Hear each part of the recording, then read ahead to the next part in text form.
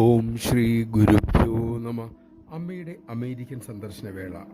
ന്യൂസിലാൻഡിൽ നിന്നുള്ള ഒരു യുവഭക്തൻ കഠിനമായി അവിടെ സേവ ചെയ്തു.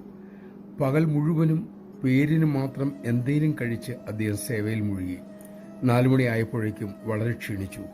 തന്റെ കഠിനാധ്വാനം അമ്മ അറിഞ്ഞാൽ മതി എന്ന ആഗ്രഹം മാത്രമേ യുവാവിന്റെ മനസ്സിലുണ്ടായിരുന്നുള്ളൂ. ഇനിയൊന്നിനും വയ്യ എന്നായപ്പോൾ അദ്ദേഹം സേവ നിർത്തി, കുളിച്ചു, വയറു നിറയെ ഭക്ഷണം കഴിച്ചു.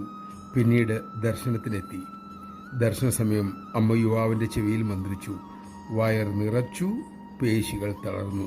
ഇല്ലേ മക്കളെ, നമഃശിവായ. സംരക്ഷണമൊരുക്കി ഓരോ നിമിഷത്തിലും കരുണാമയിയുടെ മിഴികൾ നമ്മുടെ മേലുണ്ട്.